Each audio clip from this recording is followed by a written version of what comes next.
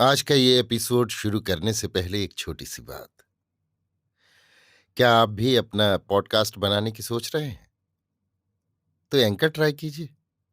ये पॉडकास्ट बनाने का सबसे आसान तरीका है। नंबर 1, ये फ्री है।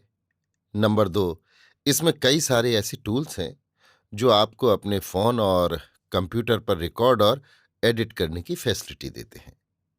नंबर 3, आप अपने पॉडकास्ट को डिस्ट्रीब्यूट भी कर सकते हैं, जिससे इसे स्पॉटिफाई और दूसरे प्लेटफॉर्म पर सुना जा सके। तो डाउनलोड कीजिए फ्री एंकर ऐप या विजिट कीजिए anchor.fm पर अपना पॉडकास्ट स्टार्ट करने के लिए। ये तो थी एक छोटी सी जानकारी, और अब शुरू करते हैं एपिसोड का सिलसिला।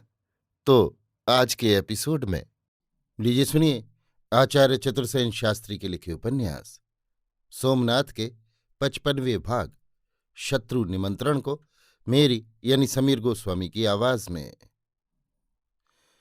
जैसा सोचा था वही हुआ। दुर्लभदेव इस ब्राह्मण की राजनीति को न समझ सका। भस्मांक देव जनेऊ नारियल राजकुमार को अर्पण करके अधोमुख हो बैठे रहे। राजकुमार ने ही वार्तालाप शुरू किया।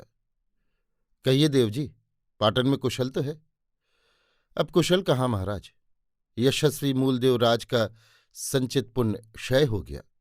पाटन आज शमशान हो गया। महाराज गुर्जरेश्वर और उनके खुशामदीये राजधानी छोड़ न जाने कहाँ भाग गए। बाणबली भीमदेव अपने नए रक्त के आवेश में अमीर से दो दो हाथ करने प्रभास में जा बैठे हैं।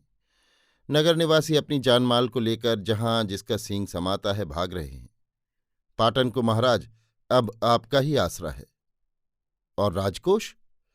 राजकोष में एक फूटी कौड़ी भी नहीं। महाराज ने सब धवल गृह और सरोवर बनवाने तथा भाण भड़ैतों में खर्च कर दी है। और सेना? सेना पाटन में कहाँ है? कुछ बिगड़े दिल अवश्य भीमदेव के साथ गए हैं। शेष सब हल जोत रहे हैं। उन्हें न वेतन न शस्त्र, न उनके पास अश्व, न उनका कोई नायक। और बालूका राय? बालूका राय क्या और दामोदर मेहता क्या, सब बाणबली के गीत गाते हैं। सुना है वे सब भी उन्हीं के साथ हैं। आपको किसने मेरे पास भेजा है? नगरजनों ने। उनके घर द्वार आरक्षित हैं। मैंने बड़ी ही कठिनाई से उन्हें रोका है। अब सबकी आशा दृष्टि आप ही पर है। मैं क्या कर सकता हूं? ये तो राजा का काम है। अब आप ही हमारे राजा हैं महाराजाधिराज। और वल्लभ? उनका तो कहीं पता ही नहीं है। सुना है वे साधु होकर मरुस्थली में रणथंभी माता के थान पर तपने चले गए हैं। तो यों कहो गुजरात का कोई धनी धोरी ही नहीं है। ऐसा मैं कैसे कहूं, जब कि अभी चालुक्य कुल कमल दिवाकर महाराज महामाहेश्वर श्री दुर्लभ देव की अजेय तलवार उपस्थित है। देव मुझे खटपट में न डालिए। पाटन जाने और अमीर। वाह, ये कैसी बात महाराज। पाटन गया तो सिद्धपुर कहाँ रहेगा? कुछ तो सोचिए। तो आप मुझे क्या करने को कहते हैं? मैं कुछ नहीं कहता। पाटन के नागरिक कहते हैं। वे क्या कहते हैं? वे कहते हैं हमारे महाराज दुर्लभ देव हैं, वे हमारी रक्षा करें, हम उनकी धन जन से सहायता करेंगे। क्या पाटन के सेठिया मुझे दम देंगे? अन्नदाता, उनका धन ही नहीं जीवन भी आपका है। जब आप उनकी रक्षा के लिए प्राण न्यौछावर करेंगे तो वे आपको धन क्यों नहीं देंगे? इसके बाद उसने अभिप्रायपूर्ण दृष्टि से इस ढोंगी और लालची राजकुमार के कान के पास मुंह ले जाकर कहा, गुप्त राजकोष कहाँ है ये मैं जानता हूं। दुर्लभ बड़ी देर तक सोचते रहे, फिर बोले, तो क्या आप मुझे अमीर के सामने पढ़ने को कहते हैं? नहीं महाराज, इससे क्या लाभ। हमें घोगा बापा और धर्म गजदेव का अनुसरण नहीं करना है। तो फिर? बस सांप तो मरे किंतु लाठी न टूटे। किंतु कैसे? अमीर हमारे राज्य को तो लूटना चाहता नहीं, न यहाँ का राजा ही बनना चाहता है। वो जाना चाहता है सोमनाथ पट्टन। सो जाए।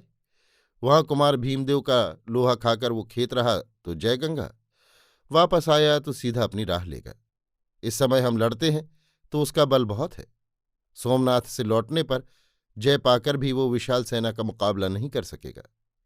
इसके अतिरिक्त भीमदेव भी वहां लोहा लेकर जल्द नहीं पनपेंगे। इससे अमीर का ये आगमन आपके लिए वरदान है। इस सुयोग से लाभ उठाइए महाराज। पाटन ने आपका आह्वान किया है। दुर्लभदेव सोच में पड़ गए। मन की बात कैसे कहें, यही सोचने लगे।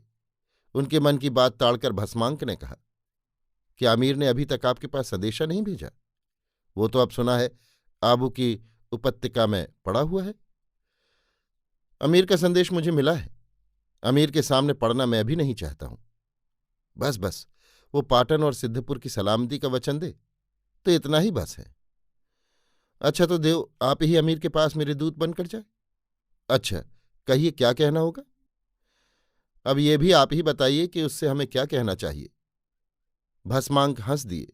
उन्होंने कहा, महाराज, वचने का दरिद्रता, ये नीति का वाक्य है। राजनीति भी कहती है कि मन में चाहे जो हो, पर वाणी तो मीठी ही रहे। विशेषकर शत्रु के सम्मुख तो उसके अनुकूल बोलना ही ठीक है। तो समय पर जैसा सूझे वही कहिए। मैं पाटन का निमंत्रण स्वीकार करता हूं, परंतु आप ही को प्रधानमंत्री बनना होगा। नहीं महाराज, इस कार्य के लिए योग्य पुरुष को मैंने पाटन में ही रोक रखा है। वो कौन? चंड शर्मा। वो तो दामोदर के गुट का आदमी है। कभी था, अब तो वो आपका अनुगत है। मेरी सम्मति है कि आप स्वयं चाहे पाटन में अभी न जाएं, अपनी आन फेर दें। मैं नहीं चाहता कि लोग ये कहें कि आप ही डरकर अमीर को पाटन में ले आए हैं। इसकी बदनामी को तो हम अपने सिर ले लेंगे। ब्राह्मण हूं सो पाप नहीं लगेगा। भस्मांक हंस दिए। दुर्लभदेव भी हंसे। अच्छी बात है, तो आप अमीर से मिलिए, मैं पत्र और मुद्रा देता हूं। भस्मांक देव दुर्लभ का विश्वास पत्र और मुद्रा लेकर आबू की उपत्यका में अमीर की छावनी में जा पहुंचे। अमीर ने खूब ठसक से इस ब्राह्मण का स्वागत किया। उसके लिए गुजरात की भूमि में बराबर सुयोग मिलते जा रहे थे। अमीर ने कहा, हमारे दोस्त गुजरात के महाराज दुर्लभदेव अमीर से क्या चाहते हैं? नामदार अमीर हमारे महाराज के ऐसे ही दोस्त हमेशा बने रहें, यही उनकी इच्छा है। यकीनन हम गुजरात के महाराज के दोस्त हैं।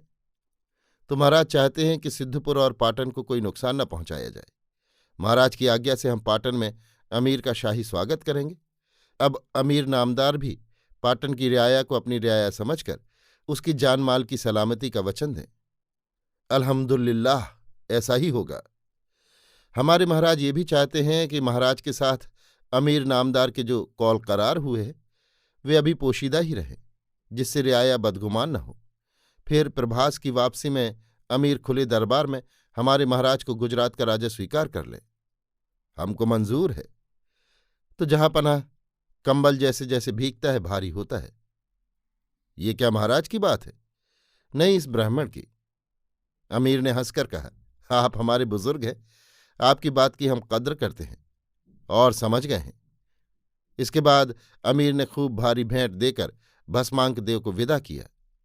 सब तरह कृतकृत्य होकर भस्मांक देव पाटन लौटे। अभी आप सुन रहे थे आचार्य चतुर्सेन शास्त्री के लिखे उपन्यास सोमनाथ के 55वें भाग शत्रु निमंत्रण को मेरी यानी समीर गोस्वामी की आवाज में।